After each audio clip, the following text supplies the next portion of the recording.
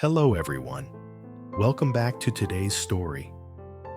In this episode, the peace that Diep, James, and little Nye have built is suddenly shaken when Nye's grandmother returns, not with warmth, but with heartbreak. She brings back the $10,000 James once gave her and demands to take Nye away, believing that blood ties matter more than love.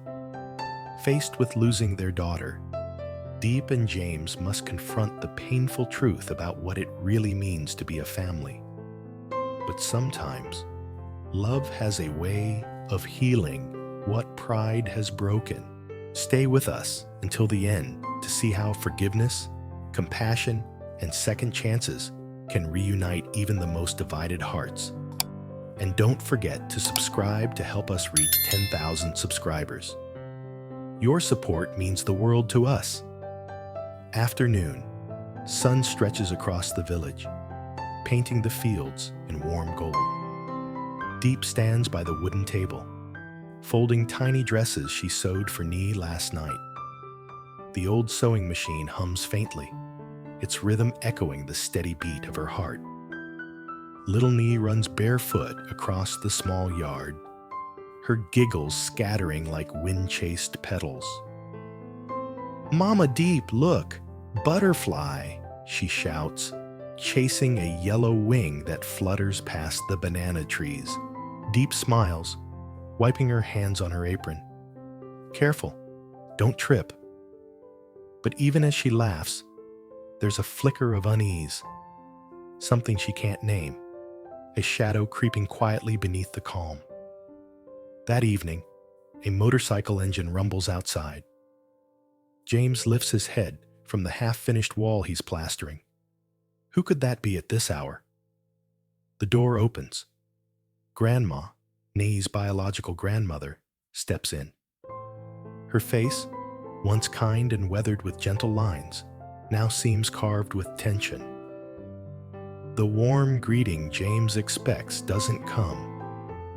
Instead, she places a worn envelope on the table. It lands with a heavy thud. Diep blinks, puzzled. "Grandma, what's this?" The old woman's voice trembles, not from age, but from resolve. $10,000, what you gave me last month." She pushes it forward. "I don't want it anymore." James stands frozen. "But Grandma, we agreed." "I know what I agreed to," she interrupts sharply. "But I've thought long and hard. I can't let Nye stay here any longer." The room turns still.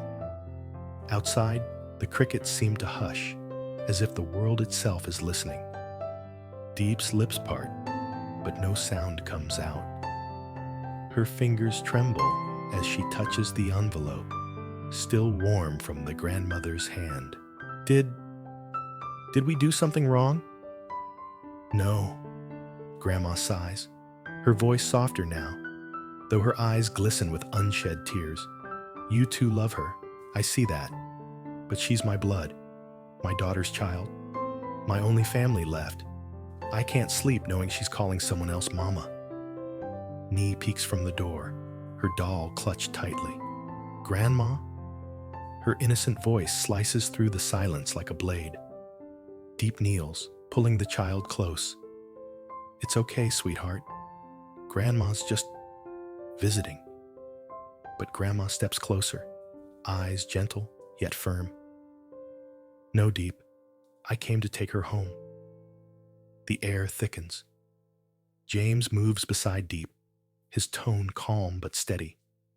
"We've cared for her, fed her, clothed her. She's happy here. Taking her away now, it'll hurt her."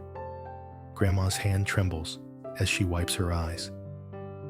"I know, James, but she's my responsibility. You can't understand the guilt that eats me every night. Her mother, my daughter, died wishing I'd protect her child. And I failed once already. I won't fail again." Diep clutches Nye's small hand, heart pounding so loud she can barely breathe. "Grandma, I never meant to take your place. I just wanted her to have love, safety, warmth. And you gave her all of that, the old woman admits. But love doesn't erase blood. The world will never see her as yours, Diep. One day, she'll ask who she really is. What will you tell her then? Tears spill down Diep's cheeks. I'll tell her the truth, that her grandmother gave her life, and I gave her home. The words hang in the air, trembling between heartbreak and devotion. James walks to the corner, staring at the envelope again. The $10,000, once a symbol of security and trust, now feels like poison. He picks it up, places it gently back in Grandma's hand. Money doesn't matter, he says quietly. But please, think again. Nye calls this place home. Grandma looks away, voice barely audible. My mind's made up. Tomorrow morning, I'll take her. That night, the house feels heavier than ever. Diep sits on the edge of Nye's bed, stroking her hair as the child sleeps, blissfully unaware. James sits by the table, head in his hands. We can't stop her, can we? Diep's voice cracks. She's her blood. Legally, we have no right. But how do I let her go, James? She calls me Mama. James crosses the room, kneels beside her. We'll figure something out. Maybe Grandma just needs time. Maybe she's scared we'll shut her out. Scared, Diep whispers. James, I'm the one terrified. I've never felt like this before. It's like losing my own child. Outside, rain starts to fall. Light at first, then heavier, drumming on the patched tin roof. Each drop echoes the pounding in Diep's chest. She clings to Nie's hand tighter, whispering silently, "Don't take her from me. Please." Morning comes too soon. The rain stops, leaving the world washed clean yet raw. Grandma arrives early, carrying a small suitcase. Nye, still half asleep, rubs her eyes. Mama Diep, why are you crying? Diep forces a smile. I'm just proud of how big you've grown. Her voice trembles. Grandma's taking you to visit her house for a while, okay? Nie tilts her head, confused. But I want to stay here. Papa James promised to build me a swing. James's jaw tightens, but he forces a soft tone. You'll still come back to visit, sweetheart. Grandma stands at the doorway, avoiding Diep's eyes. I'll take care of her. You both did more than I could ever thank you for. Her words wobble between gratitude and guilt. Diep kneels, brushing Nye's hair aside. Be good, okay? Eat well. Listen to Grandma. And remember, Mama Diep loves you.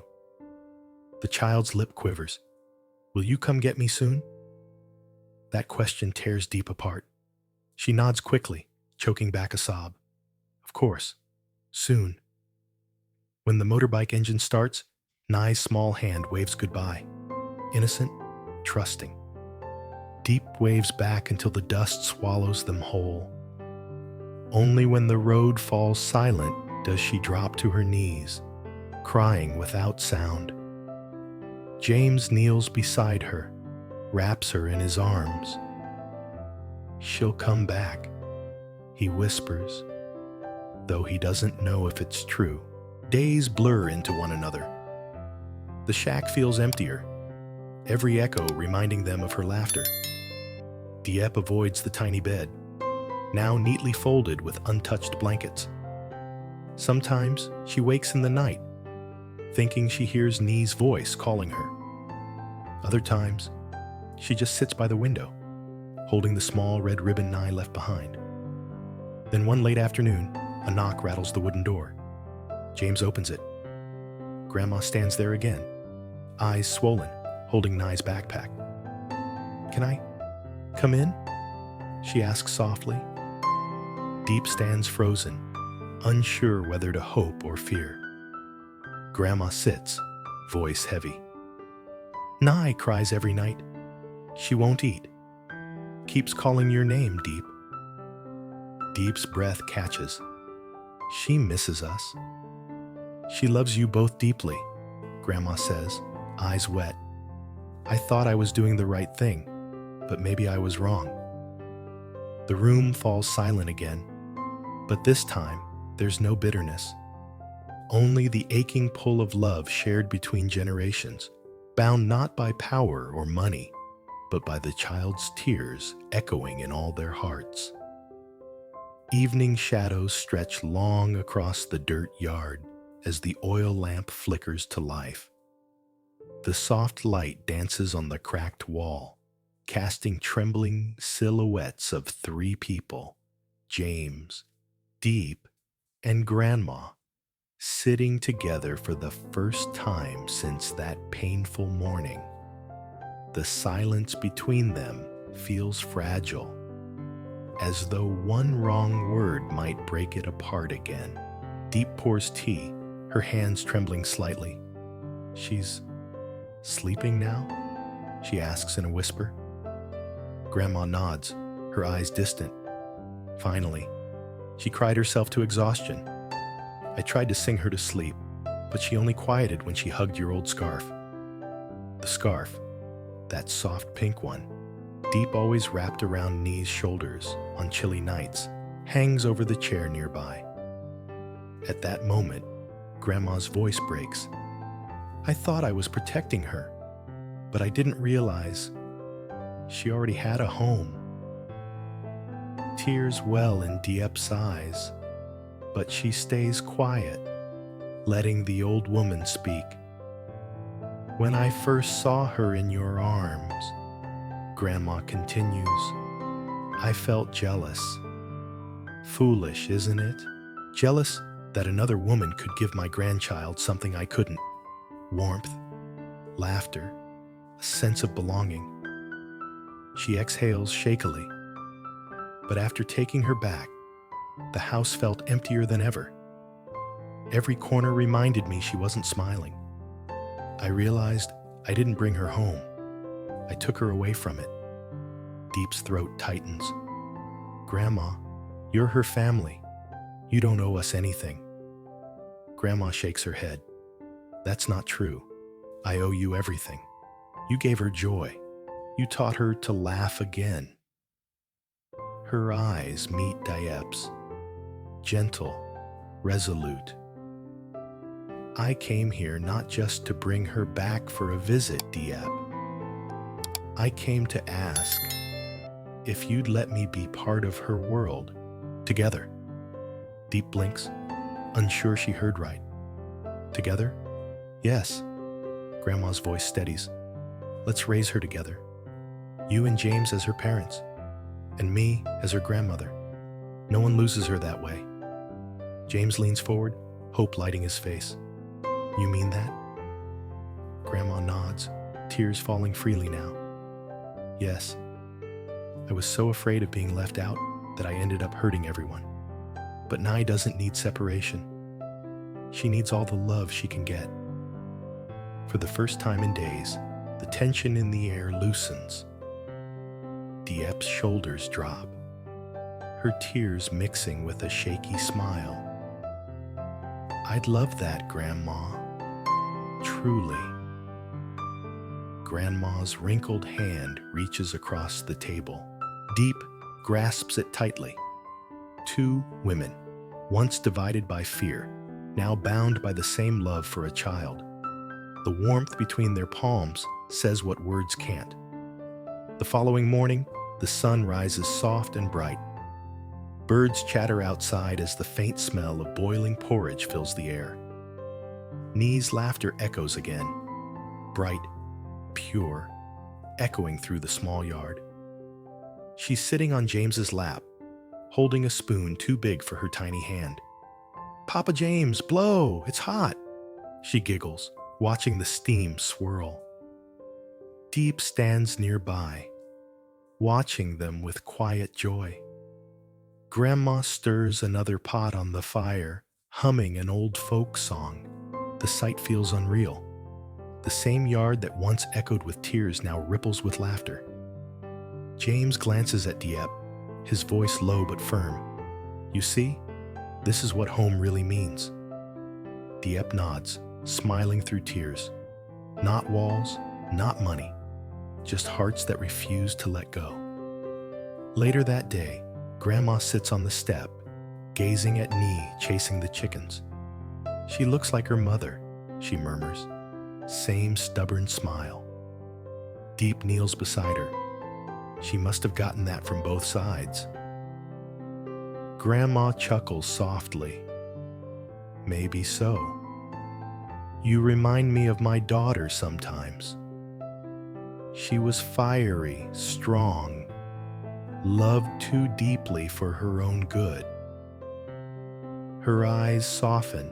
You would have been good friends. That simple sentence makes Diep's eyes sting. She glances at the tiny house behind them. Patched walls, uneven floors. But now, it feels complete. She's still here, Diep whispers, every time Nye smiles. By late afternoon, James brings home a small wooden frame. Look what I made. Inside it, 3 photos. One of Nye and Diep cooking, one of Grandma braiding Nye's hair, and one of all 3 laughing by the garden. It's for our wall, he says proudly. Grandma touches the glass. She'll grow up knowing she has 3 parents in spirit. That evening, Nye curls up on Diep's lap, half asleep. Mama Diep, will Grandma stay here forever? Diep looks at Grandma, who smiles gently. If you want me to, sweetheart. Yes, Nye says, eyes still closed. Then we can all eat rice rolls together every morning. The room fills with laughter. James lights the oil lamp again, its glow spilling warmth over their faces. The flickering light dances on the framed photo, illuminating the tiny family reborn through pain, patience, and forgiveness. Days roll by peacefully. Grandma finds her rhythm in their simple life, tending to the garden, teaching Nee old songs, sharing cooking secrets with Diep. The sound of their voices, once marked by argument, now blends into harmony. One evening, as rain taps softly on the roof, Grandma sits by the window, gazing out at the soaked banana leaves. I used to think family was about who you're born to, she says. Now I know it's about who you stand beside when things fall apart. James looks up from fixing a chair. You're right. Nye didn't lose a family. She gained one bigger than before. Diep adds softly. And we gained you, Grandma. Grandma laughs, waving her hand. Stop making me emotional, you two. But her smile lingers as she watches Diep pull Nee closer under the blanket, whispering a bedtime story. Nye's small fingers play with the hem of Diep's sleeve before drifting to sleep. The sight etches itself in Grandma's heart. Proof that love, once shared, can multiply instead of divide. Months later, when the village prepares for Tet, their house becomes a whirlwind of color and laughter. Red paper, sticky rice, orange blossoms, everything alive with energy. Neighbors drop by, bringing greetings and gifts. Many still whisper in surprise at how quickly the little shack transformed into a lively home. James hangs lanterns on the eaves, grinning. First New Year together, officially as a family. Diep sets down a tray of bon chung, her smile radiant. And hopefully not the last. Grandma adjusts her silk scarf, pretending to scold. If you two keep spoiling Nye like this, she'll turn into a little empress. From the corner, Nee bursts into giggles. I already am, she declares, wearing a red dress Grandma tailored for her. Mama Diep said so. Everyone laughs, even Grandma shaking her head. She's got your confidence, Diep. As night deepens, they gather outside to light sparklers. The small yard glows like a sky of stars. Nee runs in circles, waving the sparkler as her laughter fills the night. Diep and James stand side by side, watching her spin, their fingers intertwined. Grandma sits nearby, smiling softly, her heart finally at peace. And as the clock strikes midnight, marking the new year, Grandma whispers to herself, family isn't about choosing sides. It's about choosing love.